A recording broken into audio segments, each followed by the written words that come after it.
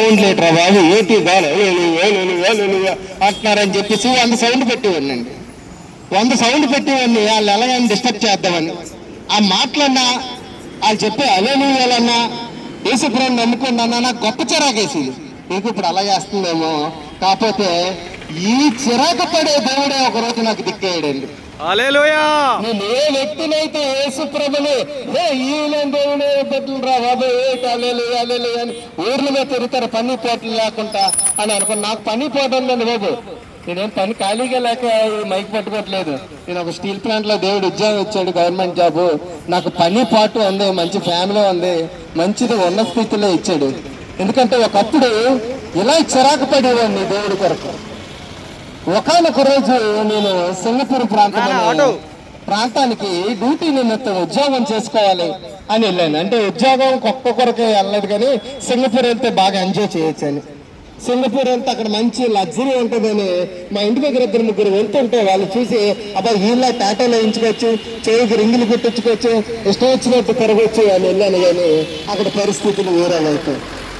అక్కడ పరిస్థితులు ఎలా ఉన్నాయంటే ఒక కంపెనీలో జాయిన్ అయ్యాను. దాని పేరు ఈఎంఎస్ అంటే ఇది పెద్ద సాఫ్ట్వేర్ కంపెనీ అనుకోకండి, అదొక పెయింటింగ్ కంపెనీ. ఆ పెయింటింగ్ కంపెనీ అది సప్లై కంపెనీ. ఆ సప్లై కంపెనీలో నా పరిస్థితి ఎలా ఉండేదంటే సరిగ్గా తిండి ఉండేది కాదు.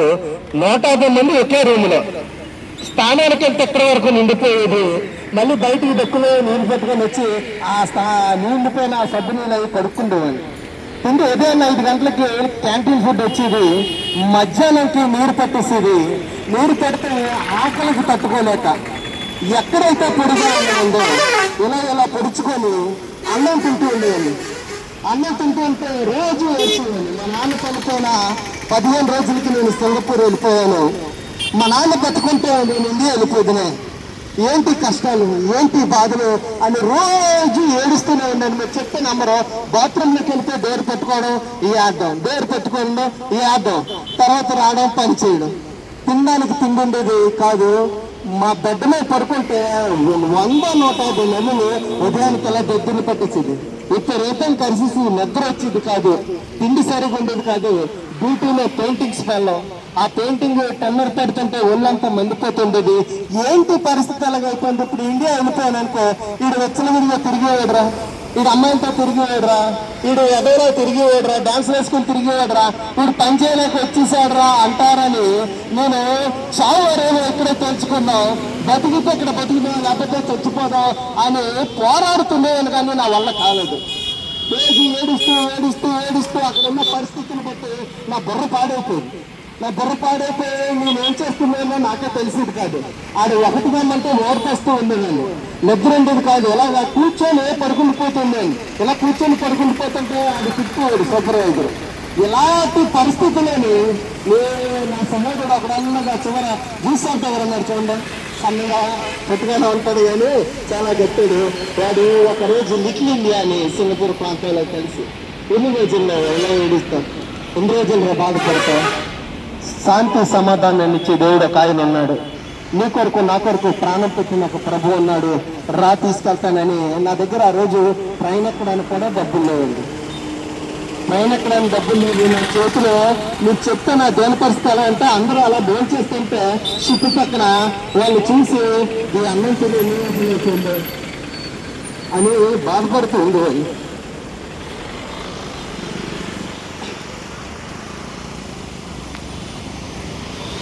ఆ రోజులు తలుచుకుంటే ఇప్పటికీ దుఃఖం, కన్నీరు, యాగం. అలాంటి పరిస్థితిలో నన్ను వాడు పిలుచుకున్నాడు. ఆ రోజు ఒక అప్పగారు పరిచయం చేస్తే నేను సంతోషంగా ఉంది వెళ్ళిపోవాలండి, నాకు వరకు ప్రార్థన చేయండి అంటే ఆయన ఇలా పట్టుకొని వేసుకునేవా ఈ కుమారుని రక్షించండి, ఈ కుమారు జీవితంలో ఉన్న సమస్యలన్నీ నుంచి విడుదల చేయాలని ఆయన చేపట్టుకొని ప్రార్థన చేశాడు. ఆయన ప్రార్థిస్తుంటే నేను ఏడిస్తే ఆయన చెప్పంటే తెలిసిపోయింది. ఇప్పటికీ గుర్తాయి. సుమారు 2008 వెళ్ళాను, 2026 వెళ్ళాను.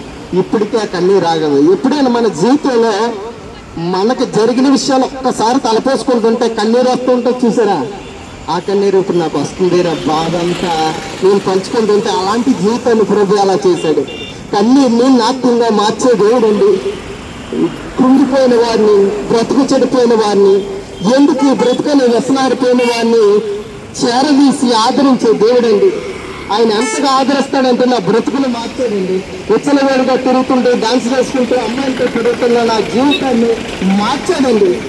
ఈరోజు ఒకప్పుడు ఓట కూటి కొరకు బాధపడే నేను నా బ్యాంక్ బ్యాలెన్స్ను, నేను ఉన్నప్పుడు జాబు, నా పరిస్థితులు అన్ని తలుచుకుంటుంటే ఎంత గొప్ప చెప్పడానికి కారణం ఏంట్రా అంటే దేవుడికి మాట చెప్తాడు, అరే పిచ్చోడా నీ కొరకు నా ప్రాణాన్నే పెట్టండిరా, పెట్టడమని పెట్టి నేను పోషించలేనా, నీ కొరకేరా నేను చనిపోయాను, నీ పాపం నుంచి విడిపించడానికే నేను చనిపోయాను, నా రక్తాన్ని కాల్చాను, నా రక్తం ఇచ్చి నేను కొన్నాను రా, నువ్వు నా సొత్తురా అని నన్ను దేవుడు పిలిచాడండి.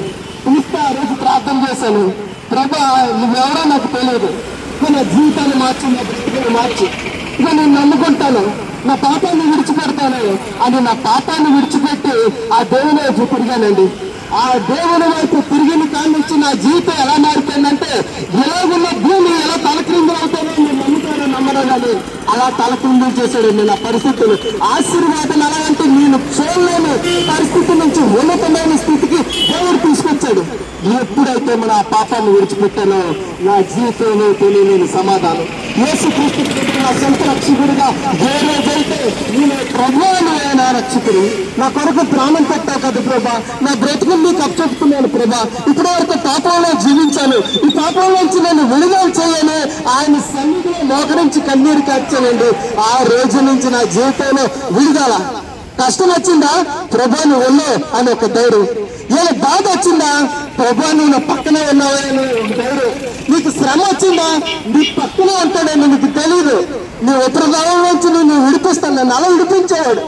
ప్రమాదం నుంచి పక్కనే ఎలా ప్రమాదంలో వెళ్తుంటే అలా చేపట్టుకొని లాగుతారు, ఎట్టి ఇటు చూస్తాం, ఎవరు మీరే అనుకుంటాం, ప్రభు కాకపోతే నేను అన్నానరా మీతోనే అని గౌరవం వస్తాడు. ప్రియులారా ఈరోజు బాధల్లో, వ్యాధుల్లో, కష్టాల్లో, ఇబ్బందుల్లో, ఇరుకుల్లో ఉన్నవా నన్ను ఆదరించింది. నా సాక్ష్యం ఎలాంటి సాక్ష్యం అంటే అందరికీ కన్నీరు వస్తుంది, చెప్పే సమయం కాదు కానీ దేవుడు నా జీవితంలో చేసిన అద్భుత ఆశ్చర్య కార్యాలు ఇవి ఎలాంటివి అంటే ఏం కందను ప్రియులరా. ఇది నేను బ్యాక్ సైడ్ తీసి తిరిగి చూడవసరం లేదు, నా లైఫ్ అంతగా వచ్చింది. నా పిల్లలు కొరకు కూడా చూడకున్న రీతిగా దేవుడు నన్ను హెచ్చించాడు ప్రియులరా. ఒక కోటి కూటి కోసం అన్నం పాడైపోయిన అన్నం నీకు ఇలా పడుచుకొని ఇలా పిడిచిన మొదలు తీసుకొని నోట్లోతున్న నా జీవితాన్ని నాకేటండి ఒక గవర్నమెంట్ జాబ్, నాకేటండి ఇంత బ్యాంక్ బ్యాలెన్స్. ఎందుకని ఎంతగా ప్రేమించాడంటే ఆయన ప్రేమించి వారిని ఆయన ఆస్తికర్తలుగా చేస్తాడంట. దాచిబడిన ధనాన్ని తెరుస్తాడంట. నువ్వు ఆస్తి కొరకు ధనం కొరకు రాలేదు కానీ నా బ్రతుకును మార్చి ప్రభావం ఇచ్చాను కానీ నా బ్రతుకును మార్చిన దేవుడు దాంతోపాటు నాకు కొద్దిగా అన్నీ ఇచ్చాడండి. నా జీవితాన్ని మార్చిన దేవుడు నీ జీవితాన్ని మార్చాలనుకుంటున్నాడు. కష్టాల్లో, బాధల్లో, వ్యాధుల్లో ఉన్నప్పుడు మోకాలు వేసి ఆయన చుట్టూ ప్రభా నేను పాపులుగా నన్ను రక్షించు ప్రభా, నాకు మనశ్శాంతి లేదు ప్రభా, నాకు నెమ్మది లేదు ప్రభా, నేను శిక్షణ అయిపోతానేమో అని భయం వేస్తుంది ప్రభా. నేను ప్రార్థించినప్పుడు నా ప్రార్థన ఆలకించిన దేవుడు. ఏ స్థితిలో ఉన్నావో తెలియదు, ఏ పరిస్థితిలో ఉన్నావో నాకు తెలియదు కానీ నన్ను ఆదరించిన దేవుడు నన్ను ఆదరించడానికి సిద్ధంగా ఉన్నాడు. ఆయన ప్రేమ లాంటిదంటే తల్లి ప్రేమను మించిన ప్రేమ అండి. మన కొరకు ప్రాణం పెట్టాడండి, ఆయన రక్తాన్ని చిందించాడండి. ఎందుకంటే మనల్ని అంతగా ప్రేమిస్తున్న దేవుడు ఈ ప్రపంచంలో ఎవ్వరూ లేరు, ఆయన ఒక్కడే యేసుక్రీస్తు ప్రభువారు. ఆ ప్రేమను ప్రకటించడానికి మేము వచ్చామండి. మీకు ప్రకటిస్తే మాకు ఏంటేస్తుందండి, కరపత్రం ఇస్తే మీరు మారిపోతారా? ఒక కరపత్రం వస్తే ఇక్కడ చూడండి, అలాగే కరపత్రం ఎవరో చేశారు అక్కడే పడేశారండి. కరపత్రం మళ్ళీ మార్చలేదండి, దేవుడు మళ్ళీ మారుస్తాడు. దేవుడు ఎదుట మన పాపాలను ఎత్తుకొని ప్రభా నేను పాపని నా హృదయంలోకి రండి, నా పాపాన్ని క్షమించండి అంటే జీవితం ఎలా మారుతుంది అంటే నీ జీవితంలోకి యేసుక్రీస్తు వస్తే సంతోషం ఉంటుంది, సమాధానం ఉంటుంది, నెమ్మది ఉంటుంది. ప్రియులారా ఎవరున్నా లేకపోయినా ఏదున్నా లేకపోయినా మన జీవితంలో యేసుక్రీస్తు అంటే నాకు ఇప్పుడు అనిపిస్తుంది, ప్రభు ఎవరున్నా లేకపోయినా నువ్వుంటే చాలు ప్రభా నా జీవితంలో, నా జీవితంలో నా బ్రతుకులో నువ్వు ఉంటే చాలయ్యా. నువ్వు నాతో ఉంటే నాకు ధైర్యం ప్రభా, నువ్వు నాతో ఉంటే నాకు ధైర్యం ప్రభా, నువ్వు నాతో ఉంటే నాకు నెమ్మది ప్రభా, నాకు ఎవరవుతుంది ప్రభా. నువ్వేంటే నేను నీకు ఇంతేనే అంటాను, నీతో పాటు నీ కుటుంబాన్ని అంతటి నీతోని ఉంచుతాను. నీ పిల్లలు ఒలిగా మొక్కల వల్ల ఏదైతే ఉంటారు, నీ భోజనం బలం చూస్తూ నీ పిల్లలు ఎలాగంటే నేను సంతోషపెట్టే విధంగా ఉంటారు. ఎలా అనుకున్నారు ప్రియులారా, మన జీవితం ఇంకా దీవించబడుతుంది, బయట దీవించబడుతుంది. నువ్వు ఎక్కడ పడితే అక్కడ ఆశీర్వాదం. ఎందుకంటే యేసుక్రీస్తు నీతో ఉంటాడు. పాపాన్ని విడిచిపెడతాను ప్రభా, నేను పాపం, ఆ పాపాన్ని విడిచిపెడతాను.